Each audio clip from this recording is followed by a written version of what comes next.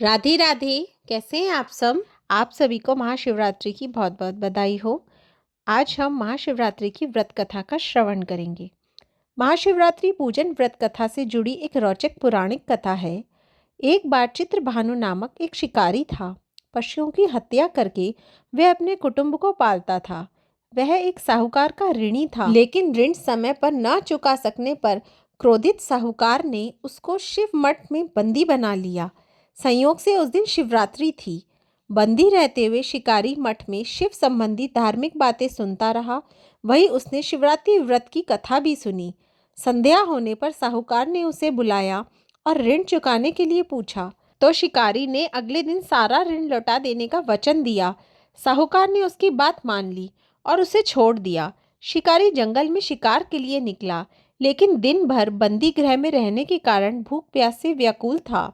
सूर्यास्त होने पर वह एक जलाशय के समीप गया और वहां एक घाट के किनारे एक पेड़ पर थोड़ा सा जल पीने के लिए लेकर चढ़ गया, क्योंकि उसे पूरी उम्मीद थी कि कोई न कोई जानवर अपनी प्यास बुझाने के लिए यहाँ जरूर आएगा।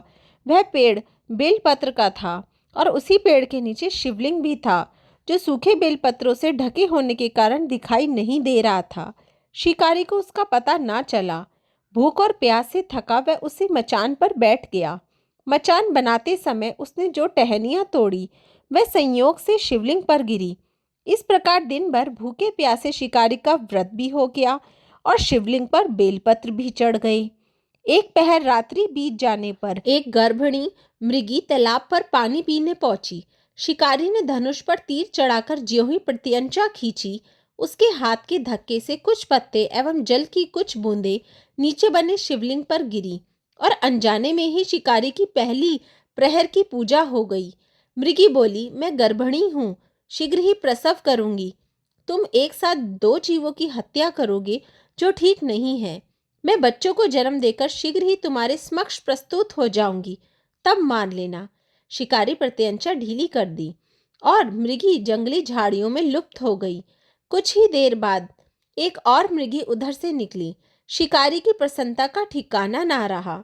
समीप आने पर उसने धनुष पर बाण चढ़ाया। कुछ बेलपत्र नीचे शिवलिंग पर जा गिरे और अनायास ही शिकारी की दूसरे प्रहर की पूजा भी हो गई। तब उसे देख मृगी ने विनम्रता पूर्वक निवेदन किया कि मैं थोड़ी देर पहले ऋतु से निर्वृत्त हुई हूँ, कामातुर विरहिणी हूँ, अपनी प्रिय की खोज में भटक रही हूँ। मैं अपने पति से मिलकर शीघ्र ही तुम्हारे पास आ जाऊंगी। शिकारी ने उसे भी जाने दिया। 2 बार शिकार को खोकर वह चिंता में पड़ गया। रात्रि का आखिरी पहर बीत रहा था।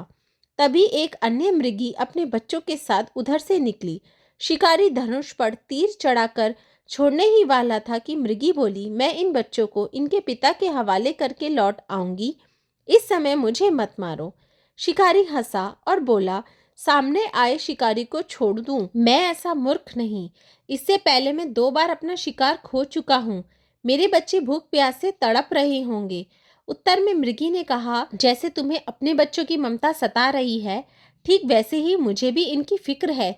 इसलिए सिर्फ बच्चों के नाम पर मैं थोड़ी देर के लिए जीवन दान मांग रही हूँ। मेरा विश्वास करो, मैं इन्हें इनके पिता के पास छोड़कर तुरंत लौटने की प्रतिज्ञा करती हूँ। मृगी का दीन स्वर सुनकर शिकारी को उस पर दया आ गई। उसने मृगी को भी जाने दिया। शिकार के अभाव में बेल वृक्ष पर बैठा शिकारी बेलपत्र तोड़ तोड़ कर नीचे फेंकता जा रहा था। उसके तीसरे प्रहर की पूजा भी स्वतः ही संपन्न हो गई। पांव फटने की हुई तो एक हष्टपुष्ट मृगी उसे रास्ते पर आया। शिकारी ने सोच लिया कि इसका शिकार वे अवश्य करेगा। शिकारी की तनी प्रत्यंचा देखकर मृग विनित स्वर में बोला, भाई, यदि तुमने मुझसे पूर्व आने वाली 3 मृगियों को तथा छोटे छोटे बच्चों को मार डाला है, तो मुझे भी मारने में विलंब ना करो, ताकि मुझे उनके वियोग में एक क्षण भी दुख न सहना पड़े। मैं उन मृगियों का पति हूँ। यदि तुमने उन्हें जीवन दान दिया है, तो मुझे भी कुछ क्षण का जीवन देने की कृपा करो। मैं उनसे मिलकर तुम्हारे समक्ष उपस्थित हो जाऊंगा। मृग की बात सुनकर शिकारी ने सारी कथा मृग को सुना दी। तब मृग ने कहा, मेरी तीनों पत्नियां जिस प्रकार प्रतिज्ञाबद्ध होकर गई हैं, वह मेरी मृत्यु से अपने धर्म का पालन नहीं कर पाएंगी। अतः जैसे तुमने उन्हें विश्वास पात्र मानकर छोड़ा है, वैसे ही मुझे भी जाने दो। मैं उन सबके साथ तुम्हारे सामने शीघ्र ही उपस्थित होता हूँ। उपवास, रात्रि जागरण तथा शिवलिंग पर बेलपत्र चढ़ने से शिकारी का हिंसक हृदय निर्मल हो गया था। उसमें भगवत शक्ति का वास हो गया था। उसके हाथ से धनुष तथा बाण छूट गया और उसने मृग को जाने दिया। थोड़ी ही देर बाद वह मृग सपरिवार शिकारी के समक्ष उपस्थित हो गया ताकि वे उनका शिकार कर सके। किंतु जंगली पशुओं की ऐसी सत्यता, सात्विकता एवं सामूहिक प्रेम भावना देखकर शिकारी को बड़ी ग्लानि हुई। उसके नेत्रों में आंसुओं की झड़ी लग गई। उस मृग परिवार को न मारकर शिकारी ने अपना कठोर हृदय को जीव हिंसा से हटा सदा के लिए कोमल एवं दयालु बना लिया। देवलोक से समस्त देव समाज भी इस घटना को देख रहे थे।